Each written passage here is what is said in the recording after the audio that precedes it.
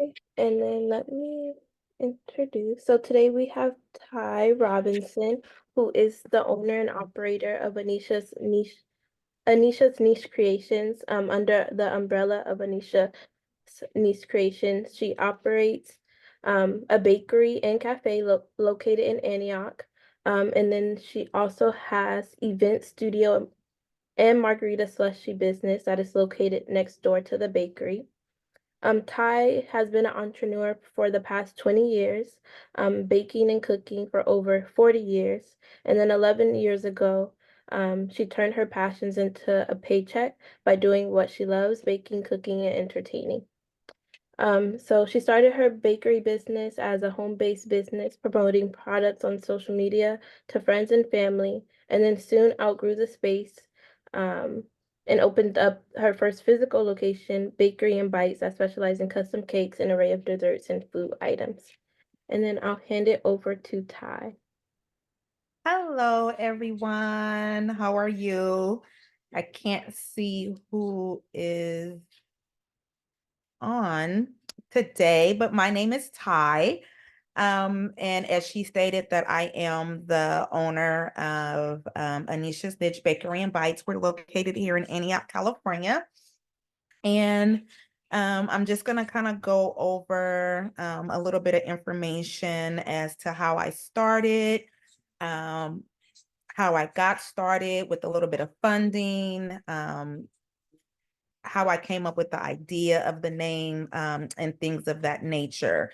So basically, I'm in the retail food industry, and we do specialize in custom cakes, an array of specialty desserts. We also do food service. We have food specials, and we serve soul food every Sunday. Within that, there's many tasks that I have within the industry of working in a bakery. Most importantly is baking. You know, you have to get the product out there, creating recipes, and then having great customer service. So I don't know, I guess we can start with what made me want to become an entrepreneur. Um, because I wanted to be the boss, honestly. I didn't like people bossing me around. I was a great employee, but I always wanted something more and to create something that I can possibly leave to my kids, have something to pass on to them or a legacy for the kids. So that was kind of why I went the entrepreneur route. Entrepreneurship is not for everyone. You do have to be a very structured um, person. And one of the models that I tell people is when they say, oh, I want to start my own business and I want to be an entrepreneur. If you're not a good employee, you're not going to be a good entrepreneur because you have to be able to be led before you can lead. Um, so with that being said, do we have anyone in here that is looking into entrepreneurship?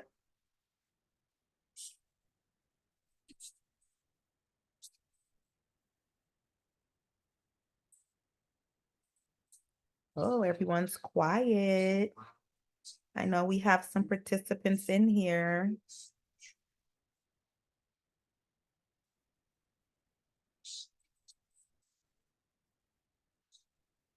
Is anyone there?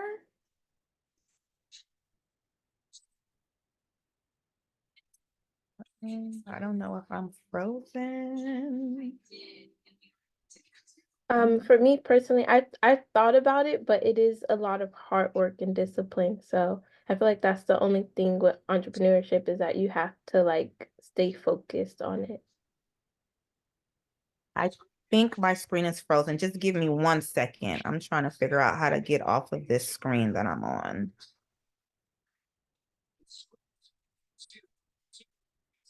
I don't know what I clicked on and now I can't click out of it.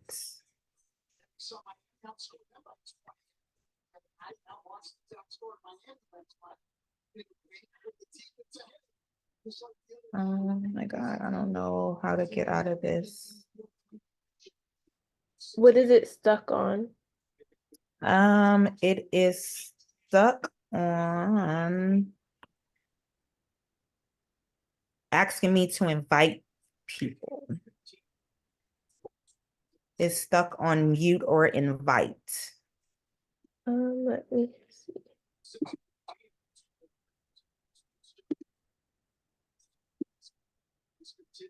Mm. Okay, I'm just going to leave it there. I mean, it still shows me on the screen, so I'm still there. So I'm sorry, what was your question and what did you say that you thought it was a little too difficult or? Yeah, I think that like because when you're an entrepreneur, you're basically like a lot of people, 9 to 5, you work 9 to 5 and that's it. But entrepreneur, you're always on the clock. That is true. I probably work 7 days a week. You do get some time off. There is several different pros and cons, and it really depends on what type of entrepreneurship business that you want to go into. As far as the type of business that I have a bakery. We're open 4 days a week.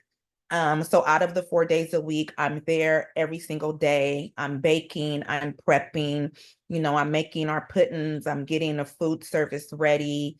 On Wednesdays, I go in and prep to get all of my cake batters ready, all of our specialty sauces ready. On Monday, I'm out shopping. Even though the business is closed, I'm out shopping. Tuesdays is reserved for inventory days, doing accounting, doing bills, reconciling my records, and then I'm back there Wednesday. But every entrepreneurship is not the same. So say for instance, if you wanted to do hair or you wanted to do nails, you can allocate that, hey, my appointment schedule, I'm only going to work these days between these hours, and then you have your time for yourself. When you have a physical brick and mortar business, you have to work that business until your business is self-sufficient where it can work yourself. So I am owner operator. I am physically there operating my business, making sure it's up and running. Eventually, there will be a time when I'll be able to have someone come in and take a lot of the load off of what I do, that I can train someone who's dedicated enough that I can say, hey, on Wednesdays, you're going to go in and this is how you do it. You're going to make these batters. You're going to get this together. And then that would be a day that I don't necessarily have to work.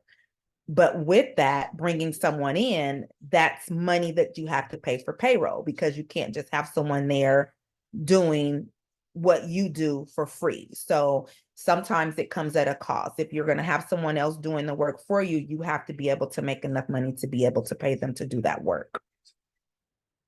As far as what I do, I think when you want to become an entrepreneur, you have to look at life and see what is it that you enjoy doing, because again, you will be putting in a lot of work. So you want to make sure that it's something that you're very passionate about, something that you will enjoy doing, because there will be days that you will be exhausted. There will be days that you're putting in 15 to 16-hour days. And if it's something that you're just doing for the money, you're going to fail. Not necessarily fail, but you're going to burn out. You're going to get tired. So I got into the kitchen with my mom and my great aunt at the young age of 8. So this is something that I really, truly have a passion for. Cooking, baking, hosting, entertaining. That was something that was my passion. So out of the 20 years that I've been an entrepreneur, I had to sit back and say, okay, I want to be able to do something that I truly enjoy doing, that even when I'm tired, my back hurt, my fingers hurt, I'm still going to wake up and show up with a smile on my face and enjoy what I'm doing. So with that, it came up with, I love baking, I love cooking. So then I started my business working out of my home. I started as a home-based business 11 years ago. And I just outgrew my home. So at that point, it was time for me to start looking for a location that will be able to handle the production of what I was putting out. And with that, I had to make sure that I had the amount of customers and revenue and money coming in that was going to be able to handle that expense.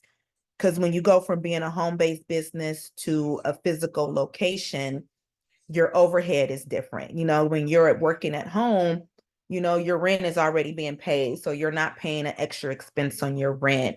You're already paying a PG&E bill or a light bill. So there's no extra added expense with that. It's just the added expense of your cost of production and the cost of goods and whatever it is that you're doing.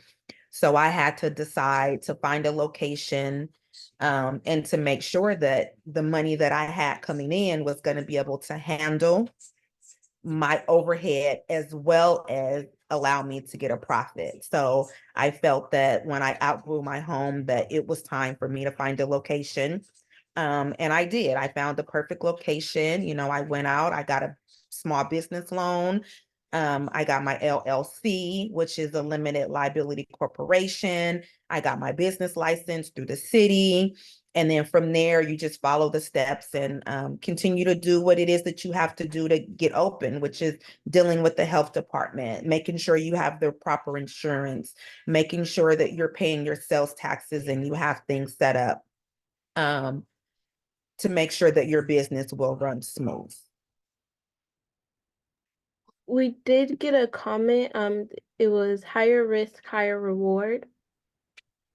Based on like, you take more of a risk and then the reward is higher from starting on.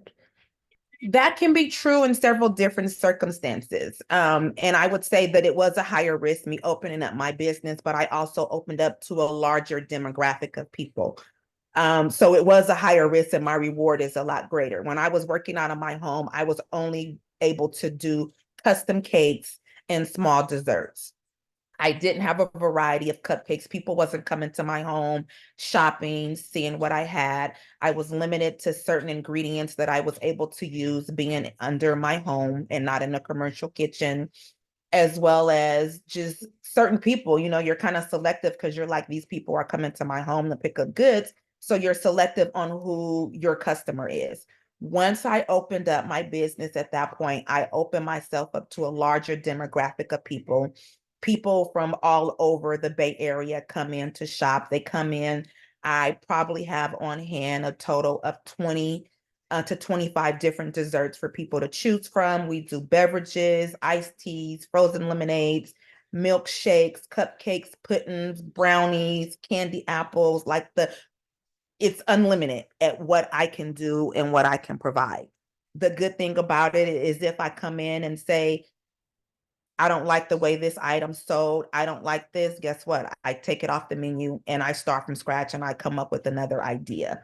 If I see something is really, really selling, which is one of our highest sellers that we have at our bakery, is our banana puddings. When I notice that people really love the banana puddings, I start creating different recipes to give people different varieties. So we have now 8 different type of puddings that people can come in. You can get the standard banana pudding. We have a paradise pudding, a strawberry pudding, a butterfinger pudding, an Oreo pudding, a pecan pudding. There's so many different things that you can do. So the good thing is there is a bigger risk because you don't know if these people are coming, but the reward is now I get 30 to 40 people walking through my door every single day, and I get to touch lives and change lives and put a smile on people's face and make people's bellies full, which is something that is rewarding. I don't know how. I can't see the comments. It was just that one. That I one. did Okay. have a question. So from you getting like your building, how long did it take to get up and running? It took a long time. 3 years. And that wasn't, it was due to a lot of things. I didn't want to take out a lot of loans. I was self-funding the business. Meaning I was running cake specials. I was busting my butt selling product, trying to get cakes out the door to get the money. I did take a small loan out, which was $50,000, and I took that towards the end of me getting open to finalize some things. But a couple of things that delayed it is that I fell ill. And when I fell ill, I put a stop on construction because I wanted to get my health back in track. Once I did get my health back in track and we were rolling to get ready to get things up and running, the pandemic hit.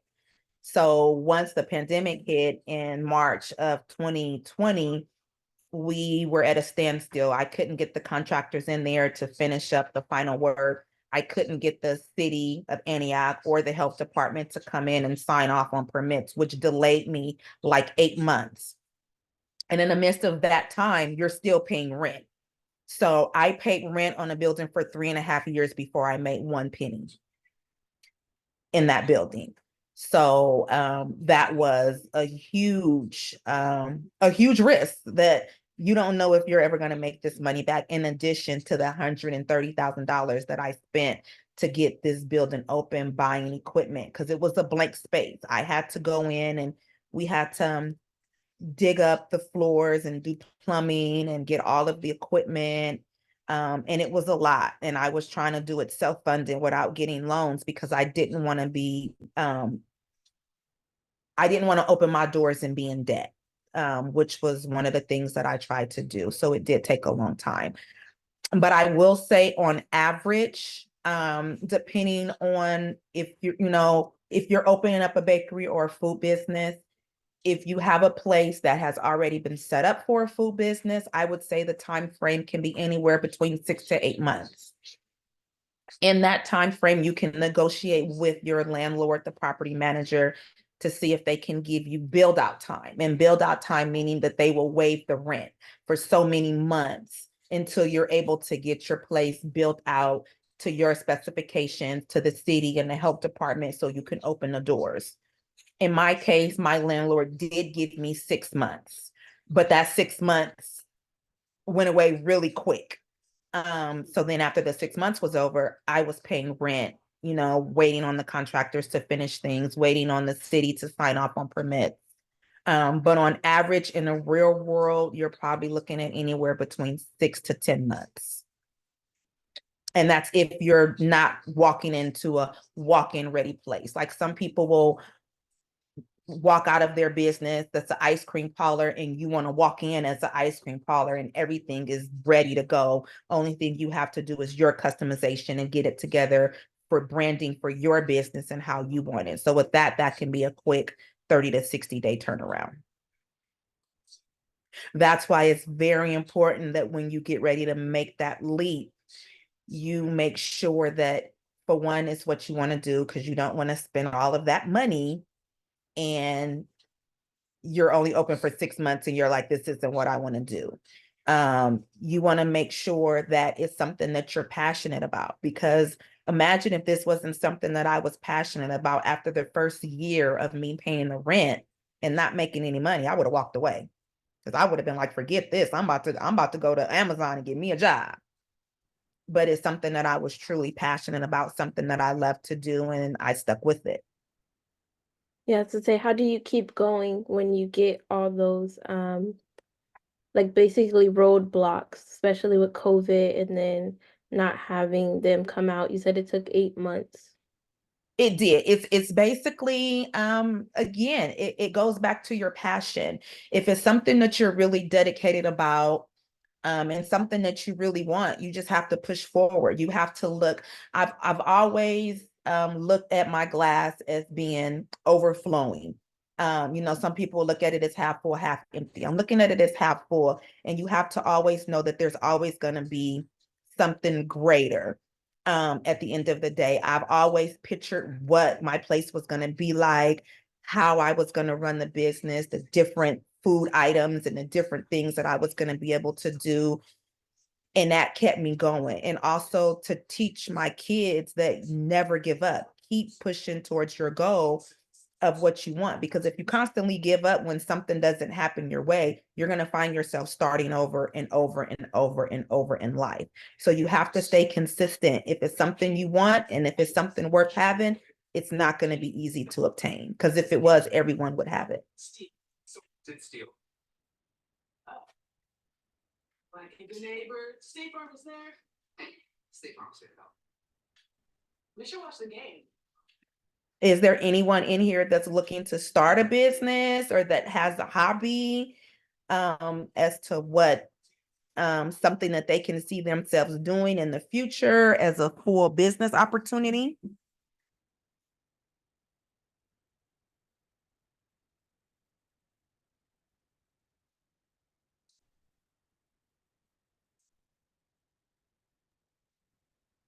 Hi, Ty. Thank you for being here. This is Raina. Hi, I would Raina. say as a part of Center for Urban Excellence business mix, We're looking to like beef up our merch. So we have like a shop that sells T-shirts and slides and like a laptop case. And so even though a nonprofit is a different type of business, it's still a business. So we're trying to figure out different ways to generate income. So we're looking at like merchandise. A good way for that, I used to have a nonprofit through my a cheer team. I used to run a cheer team because my daughter was on cheer, so we did have a nonprofit. I mean, basically, because a nonprofit is still ran as a business. So basically, it's just that with the revenue that you get, you know, it's allocated a little different. But I would start out if the one of the issues is funding, start going for those grants. Another thing is I have several different organizations because for my business, I do all of our own T-shirts and stuff of that nature. I go through an organization that do all of our screen prints, our sublimation screen prints, and I press them myself. So there's so many different ways. Of course, you want to cut the middleman out because if you're dealing with the middleman, that's less revenue, more money that you're shelling out. So first, get your blanks. Your blanks would be the cases, the mugs, the cups, the shirts, and then finding a vendor where you can possibly do the presses. And this is something that I'm familiar with the sublimation, the vinyl, the heat pressing, the heat press vinyl and stuff like that, because that's the crafting world that I used to, one of my other business ventures that I used to do before baking. So, and then you can outsource a lot of the stuff directly through China. Thank you. So, I mean, if you wanted to talk more in depth, I'm definitely willing to help share some of the vendors that I have. Like if you guys already have your logo and you wanted to do the shirts and stuff, I go through FM Expressions and you just pay, I think, a one-time $20 setup fee, and it's like 15 cents per sheet for a 12 by 12 sheet.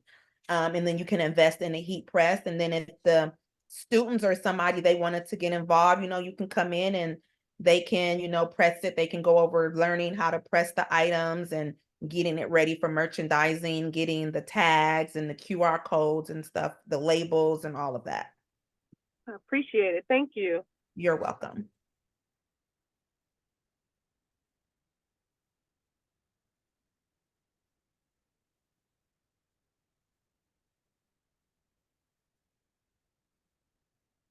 Is there anyone else? Nobody in here likes to do hair. No one likes to bake. No one likes to cook. Connie, you thought about being a baker, or do you like to cook, or what is it that you're passionate about?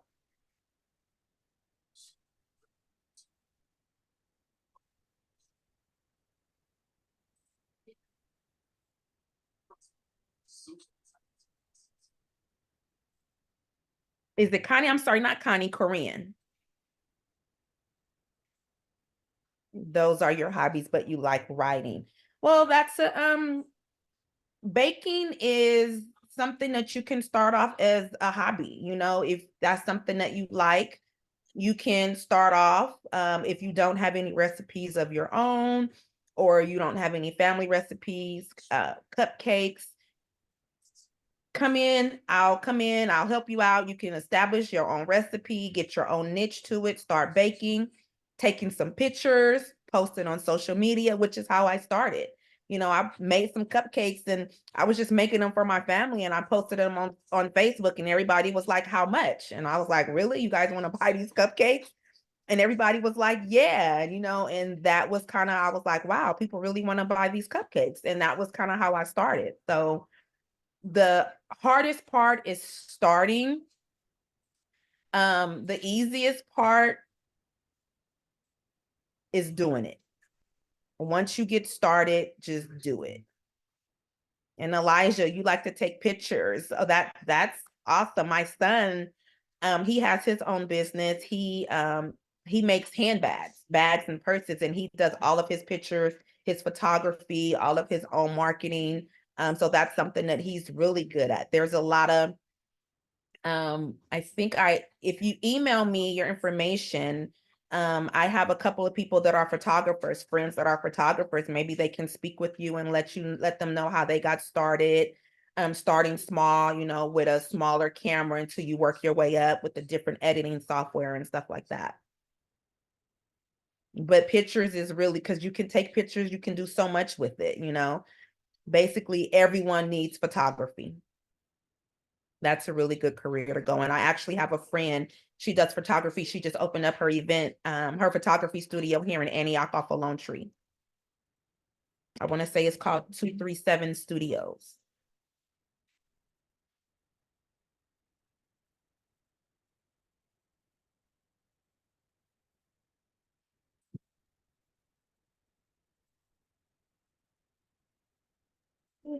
And then it is 6 o'clock, so we want to be respectful of everyone's time. Thank you, Ty, for coming and speaking with us today. Is there any more comments? Did anyone want to say anything?